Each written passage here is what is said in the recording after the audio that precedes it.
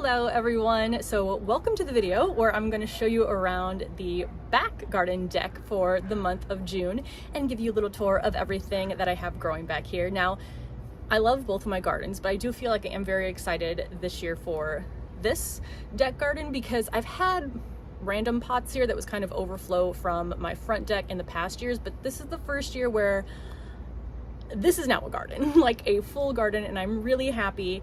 I was trying to save space and not take over everything with my plants since I'm not the only one that lives here, but obviously that did not last very long. So this garden is a little bit different than the front. Like I mentioned, I think in the last video, the front garden is going to have like my herbs, my crops, still a lot of flowers too. This back deck garden, since this is where we'll come out and sit and relax, I'm trying to make it look more like, not formal, I don't know if that's the right word, but a more cohesive, pretty garden. I'm trying to stick to the same color schemes, make it look like everything kind of goes together, where the front deck is just me throwing whatever I want to grow together. Although I still think both look very nice. So let me take you around the garden here and show you what I have growing on my back deck. So let's start the back garden deck tour over here on the left. So first off, in this little seed starting tray, I have tomatoes and peppers I don't have room for, so I'm going to pot these up into like the 4-inch nursery containers, leave them out front. Everything I've put out there has been gone within an hour of me placing it, so I think people are enjoying that. But then as far as the plants that are staying in my garden, I have here one of the dahlias that I overwintered in the garage. This was the one that was labeled as Emery Paul, but I'm pretty sure when it actually bloomed is Michaela Miranda. So that's what I'm going with for that one. I have my lemon tree, which got hit by another round of scale, which is why some of the leaves are yellow, so I treated that. I removed all the scale I saw with my thumbnails, sprayed it with some neem oil, and I'm just keeping an eye on it. I'll probably hit it with some fertilizer in the next few days. I have a bunch of flowers. Well, actually not a bunch, just a handful of flowers I still need to find a spot for. And then I have my 2 columnar apple trees, which I'm so excited about. These are doing really well, and I can't wait to see how they grow and how big they get. On the left here is Scarlet Sentinel, and then on the right, I think it is Malice White Icicle. And these will be potted eventually into bigger pots, but I'm starting smaller and then potting them up as they get larger. Over here I have my Wowza cherry tree, which is the dwarf cherry tree that didn't die. That was my Romeo dwarf, so sticking with one for now. And then if this seems to do okay, I will get a second cherry tree. And then I have another dahlia I overwintered. This is the Thomas A. Edison dahlia.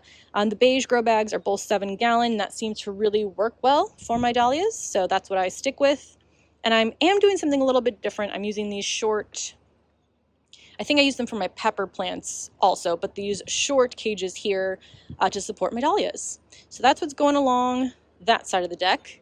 I have my composter. I have this tree here, which so far is doing well in the pot. I really like that it gives, some height to my garden, and that I will have evergreen color out here in the winter. I mean, not a lot, but at least something. Then I have my lower raised beds here. So these are from the Charming Bench Company, or at least that's the website I got them from. I don't think they're the ones who make it, but this bed is sold on multiple different sites. I got mine from Charming Bench Company. I have 3 of these. And in here, I am growing some stuff I started from seed, some stuff that I got from Proven Winners. So this is the tricolor sweet potato vine, which again, I am a little bit nervous to see how it does in full sun. It is full morning sun at least, but I know variegated leaves can get a little bit crispy, but so far, so good. We'll see how it does in the super intense weather. I have the Super Tunia Vista Jazzberries on the corners here. I have asters running along the middle row. I have Status in each corner, and then the giant wine Benary zinnias there. So the Status is an apricot color. The zinnias are like a fuchsia-y color. And then I believe these are, obviously I'll know when they bloom, but I believe these are the Bonita Shell pink asters. So they will be a light pink. Swinging over here, I have another dahlia. This is Otto's Thrill, again, one that I overwintered. Then I potted up just some more annuals in these plastic containers. So let me pull out the tags.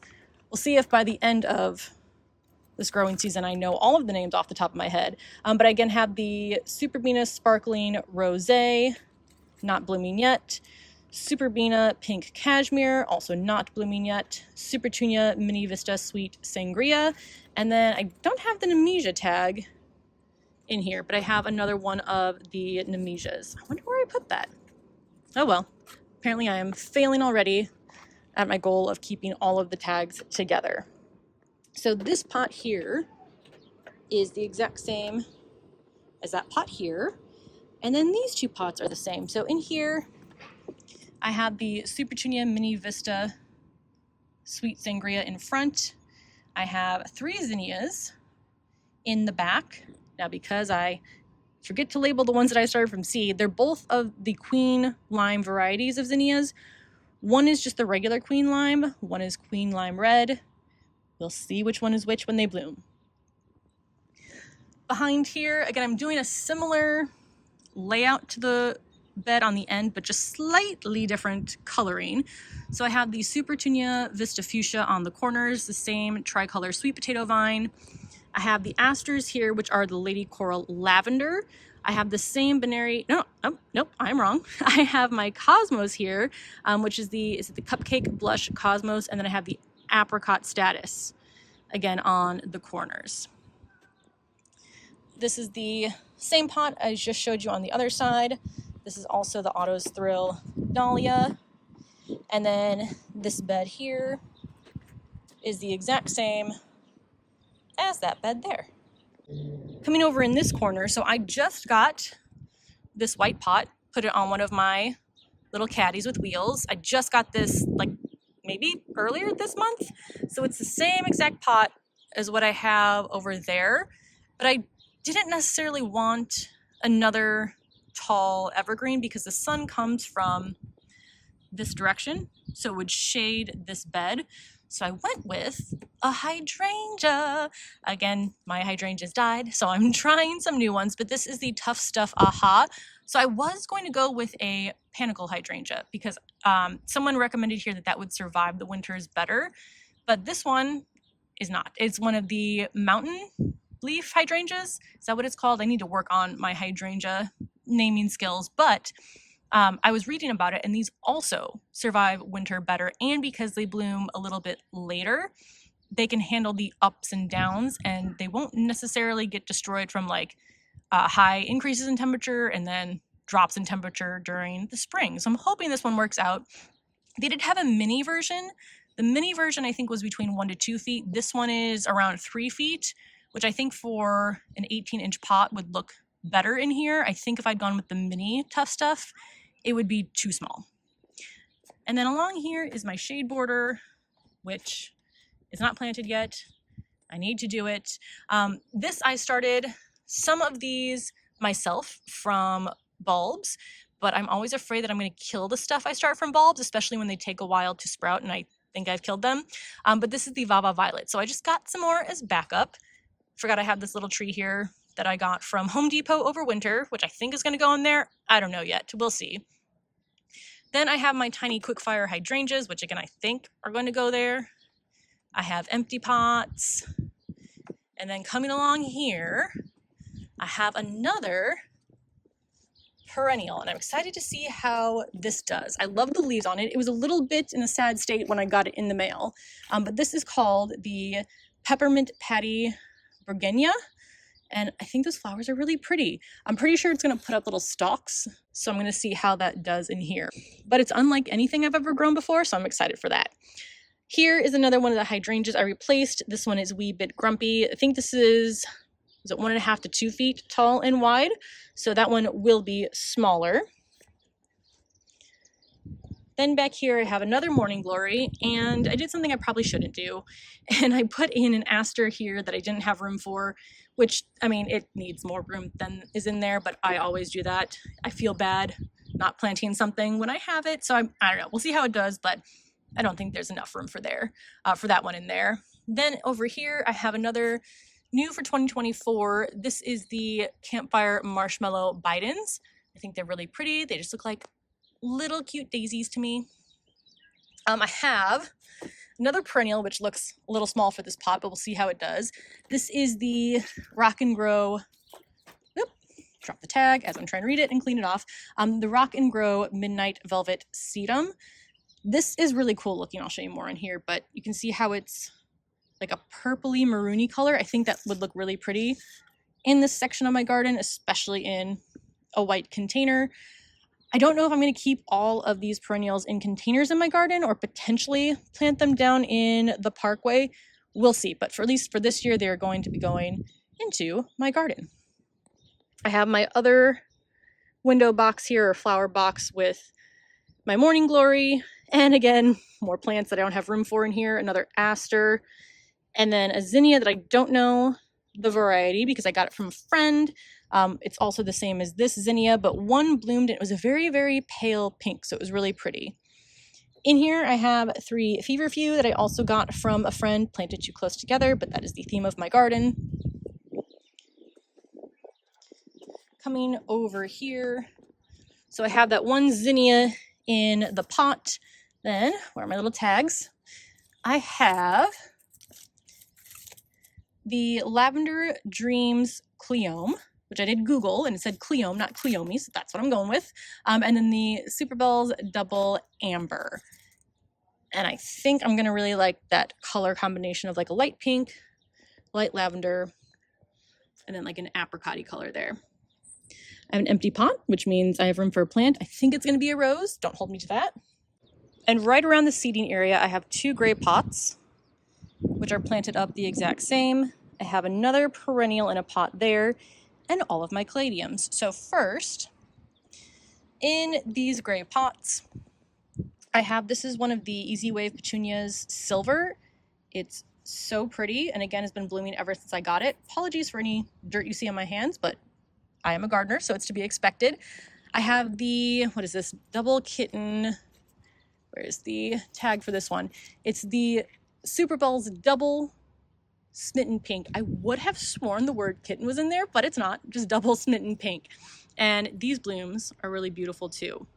Then I have the Double Delight Apple Blossom Begonia. I just had some really pretty blooms open up, but there's some that are forming right there. So the main colors on the back deck are oranges, pinks, purples, and whites, and I'm really liking how they're looking together. So like I said, that's the same as that pot here. And then in here is another perennial. Again, I don't know if these are going to stay in containers or what, but this is the Pink Diamonds Dicentra. And first of all, I love the blooms. These just started blooming yesterday or the day before. I think they're really beautiful. And I like the bluish color of the leaves. So I think this plant is really beautiful. Here are all of my caladiums, which took weeks to sprout and I thought I killed them, but I didn't because they're now starting to grow. So here I have 3 different varieties. I have the Heart to Heart White Star in the back corner there. I had the Vava Violet, this section right here, which is the ones that I also got from the store in case I killed all these. And then this is, the word clown is in it, right? Yes, Heart to Heart Clowning Around. These took the longest to sprout, but they are starting to come up. So these are gonna go in that shade border. I don't know if all of them are gonna fit, but I'll fit as many as I can.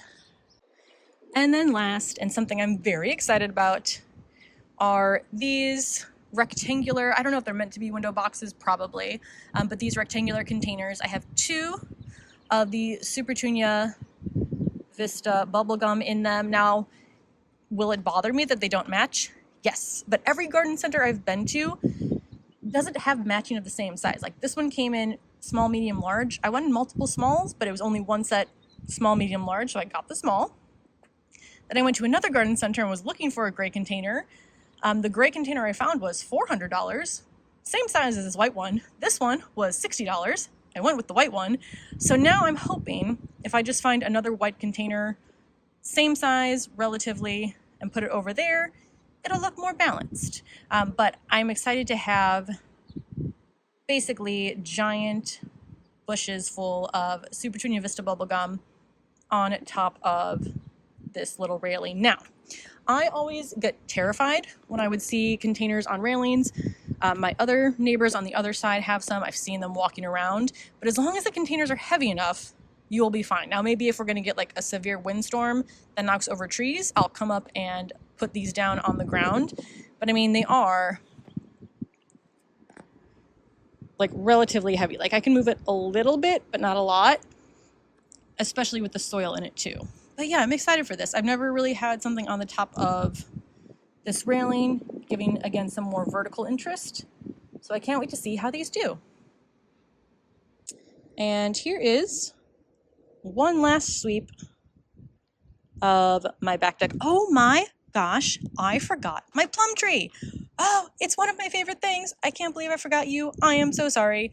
This is the beach plum that I got from Gethsemane Garden Center. I love this. I don't think it's going to get too much bigger than this size, but I love having, again, something that gives vertical interest in my garden. A little tree just like right next to the seating area. It's in a very large pot, which is on wheels. I think this pot's probably 24 inches wide, if not a little bit more. And then again, because I can't not put plants in it, I have another one of the Super Bells Double Smitten Pink in the front, a Super Tunia Vista Jazzberry in the back. But I love this. I absolutely love having this here in this spot in my garden.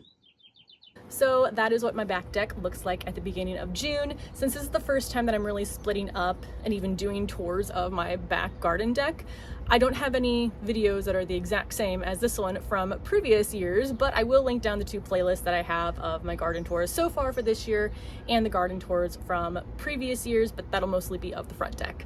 So yeah, that's how everything is looking so far. I'm really excited to see how all this fills in, get the final pots that I need to plant planted, and then just watch everything grow. So thank you so much for watching. I will see you in the next one.